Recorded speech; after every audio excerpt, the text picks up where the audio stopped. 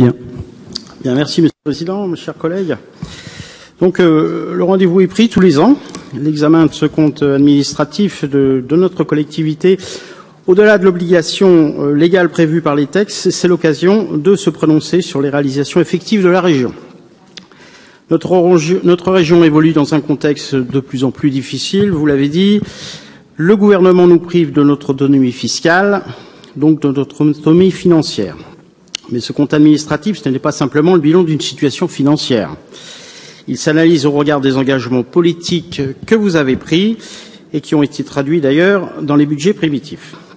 L'examen des dépenses et des recettes effectives de l'année précédente n'a jamais été véritablement vécu comme un temps fort du travail de notre Assemblée, Monsieur le Président. Ce compte administratif, néanmoins, vaut la peine qu'on s'y arrête. Il met en effet en évidence les taux d'exécution, les difficultés, les contraintes et les enjeux qui marqueront l'avenir. Dans ce contexte où vos ambitions se heurtent aux contraintes budgétaires, et nous voyons souvent d'ailleurs que l'ajustement se fait sur les dépenses d'investissement. Sur les lycées, par exemple, une progression des dépenses de fonctionnement par rapport à 2018, notamment en dépenses de personnel, plus 3,5%, qui s'explique par des évolutions de carrière des agents, justifiées également au niveau des lycées par la poursuite du plan de déprécarisation après la fin des emplois aidés.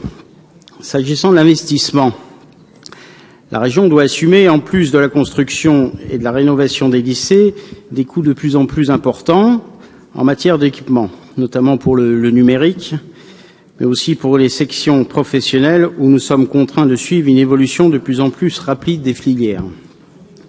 Alors, Monsieur le Président, nous constatons depuis quelques années une baisse tendancielle du volume des investissements immobiliers, avec de surcroît des réalisations inférieures aux prévisions, et la crise que nous avons traversée, va accentuer cette tendance avec beaucoup de retard sur les chantiers.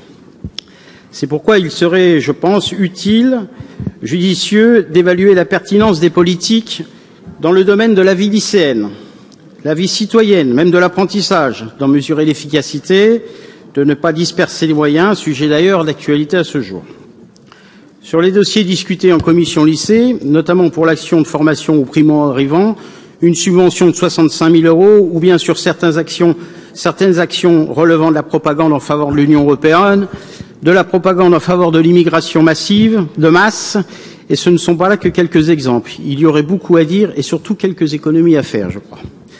Enfin, j'aurais souhaité, Monsieur le Président, à la lecture de ce compte administratif ou du rapport d'activité, trouver davantage de chiffres et d'informations, en particulier sur la restauration, la lutte contre les gaspillages alimentaires, les travaux d'isolation, le bilan du contrat de performance énergétique, le bilan des divers projets éducatifs. Voilà, pas très lisible tout ça. Je vous remercie de votre attention.